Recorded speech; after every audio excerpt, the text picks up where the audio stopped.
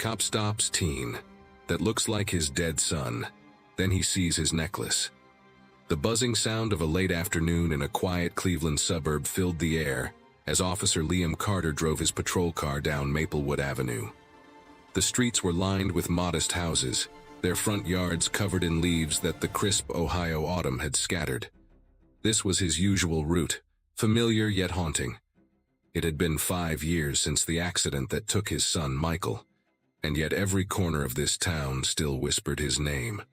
Liam's hands tightened on the steering wheel as he passed the local park where he had once taught Michael to ride a bike.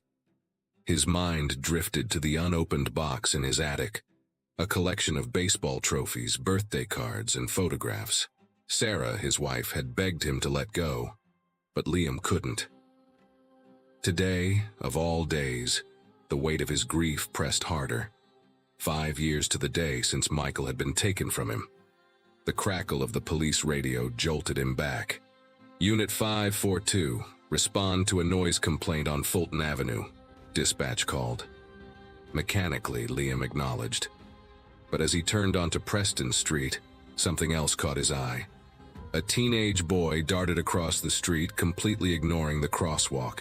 His scruffy brown hair bounced as he jogged past parked cars, his worn sneakers scuffing the pavement. Liam's instincts kicked in, and he flicked on his patrol lights. The boy froze mid-stride, like a deer caught in headlights. Liam stepped out of the car, his gaze locking on the boy. Something about him made Liam's heart skip a beat. His posture, his profile, it was eerily familiar. "Hey there," Liam called, keeping his voice calm. "Mind if we talk for a minute?"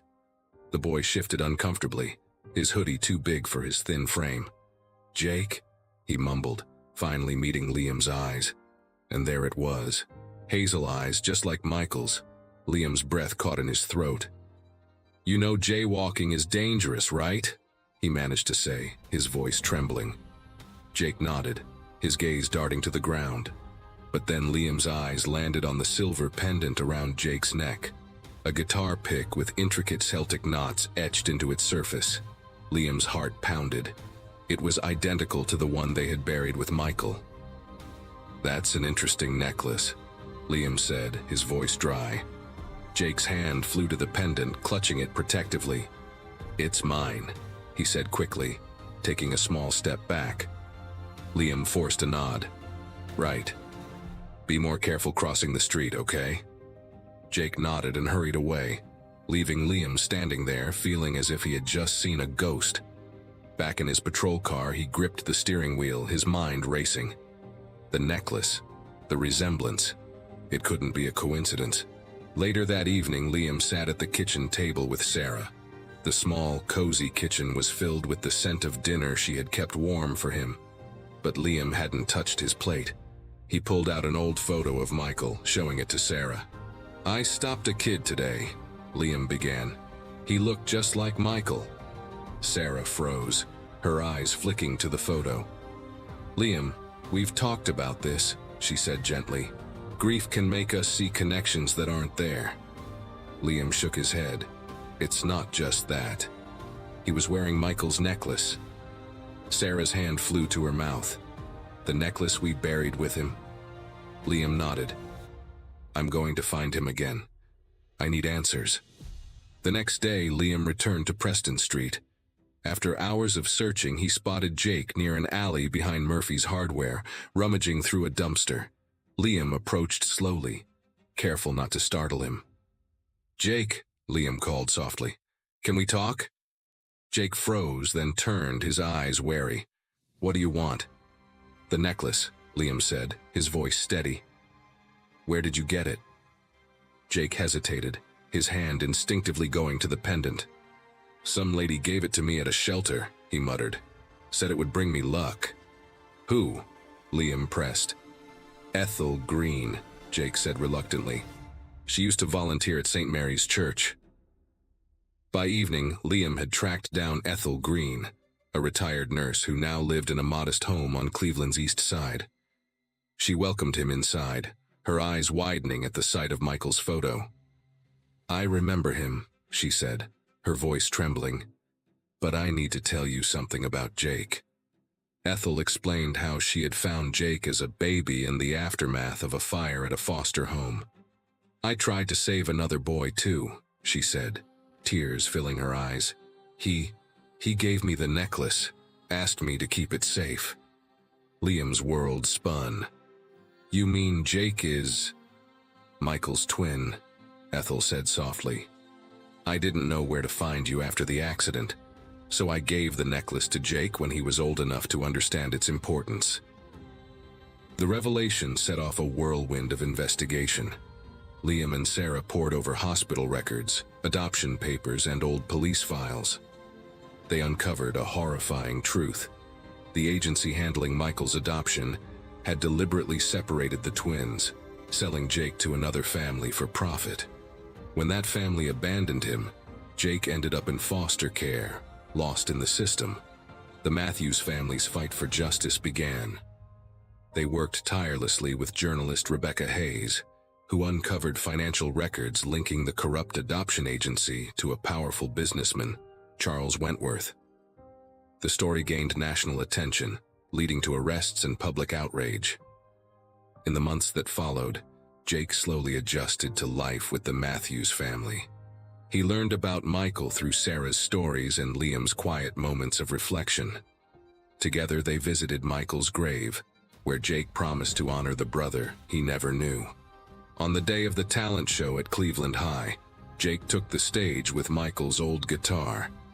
As he played a song he had written, the melody filled the auditorium with raw emotion. "This is for my brother," Jake said into the microphone, "for helping me find my way home." The applause was thunderous, but the true reward came from Liam and Sarah's proud smiles. Jake was no longer alone. He was part of a family, and together they were healing. The trial of Charles Wentworth was a landmark case, exposing years of corruption. Families torn apart by the agency's actions began to reunite. As Wentworth was led away in handcuffs, Liam, Sarah, and Jake stood together, knowing they had not only found justice but also a new beginning. On a sunny spring afternoon, the Matthews family held a barbecue in their backyard. Friends and neighbors gathered to celebrate Jake's official adoption. As Liam raised a toast, he looked at his son and said, "To Michael, who brought us Jake, and to Jake, who made our family whole again." Jake smiled, his hand resting on the silver necklace that had started it all. For the first time in years, he felt truly at peace. He was home.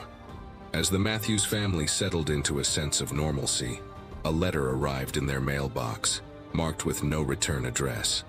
Liam opened it cautiously, unfolding the crisp paper to reveal a message scrawled in uneven handwriting. "You don't know the full story. Meet me at the old factory on Logan Avenue, midnight. Come alone." Liam's heart pounded as he read the cryptic note.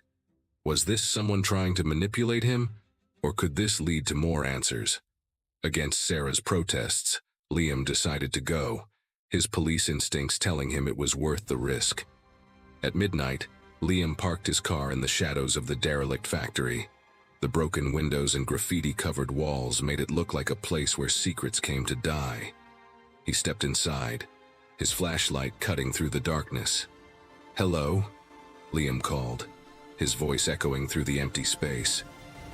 A figure emerged from the shadows, an elderly man with a frail frame and a face weathered by time.